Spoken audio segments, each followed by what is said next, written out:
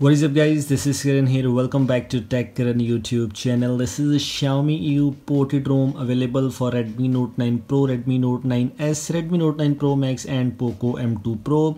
And yes, it's a miatoll build, can be installed on all these four devices if you want to. The link for this build is in the description. You can go and install it.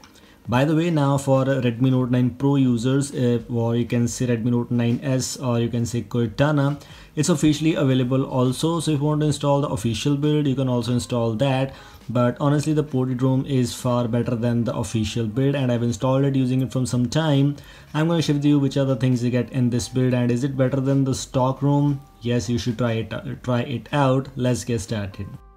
Guys, this one is MIUI 12.2 by Xiaomi EU 20.10.22 by Sudeep Duhan, and if you go for the all specs, we have the latest October security patch, which is quite great, and also with the Android version Android 10, which is quite amazing, and you can install it directly with only one zip which you need, and also you need a vendor particularly for your device. So in my case, I'm using Redmi Note 9 Pro Cortana, so I need the vendor for Cortana. If you're using Poco M2 Pro, you need vendor for that device. If you're using for Redmi Note 9S or Redmi Note 9 Pro Max, you need vendor for all those devices. Okay, so you need to download a compatible vendor for your device and just need a zip file.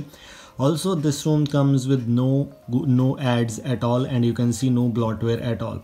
No bloatware, no ads. This is why one of the greatest ROMs out there is called Xiaomi EU.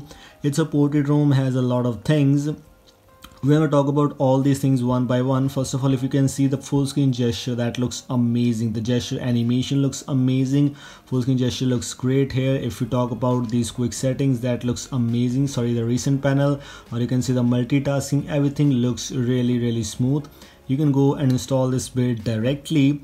Also, if you're seeing, let me show you the thing, these are my recents, these are not by default. Okay, so you just don't be misunderstood with that. This is the latest alpha update of MIUI 12 launcher. So if you have not saw this video yet, I have a video on that. You can go and check it out, and you'll be able to use recents like this on a Xiaomi device, and these are working perfectly fine on my Xiaomi EU build in Redmi Note 9 Pro.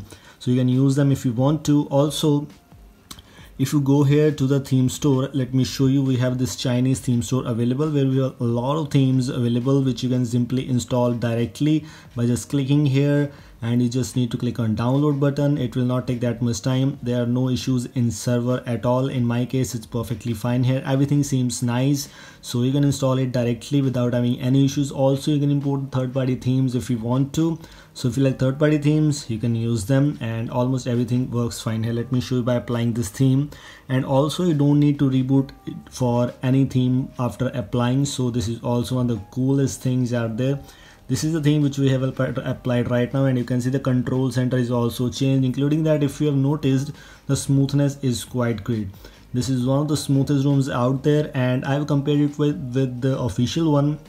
Yes, this one is better than that, because official one has sometimes a little bit of lags in the control center, but in this case it's perfect. I didn't face any lags yet, so you should definitely give it a try if you want to. If you're planning to flash MIUI, just go for Xiaomi EU build. You will never be disappointed at all. Other thing seems nice here. I have no issues here at all. I'm using it from some time. Also, I'm using this Magisk version. Sometimes it force closes for me in the first time, but after that it doesn't seem any issues here. You can see Magisk 20.4 is here, which I have installed right now. And if I go for the safety net status, let's find out. Safety net status unfortunately not passed. You can see attestation failed, basic integrity is true, but CTS profile is false. You can use the Magisk hide option available in the settings. You can simply move to settings and you can hide the Magisk if you want. Let me show you. This is hide Magisk manager.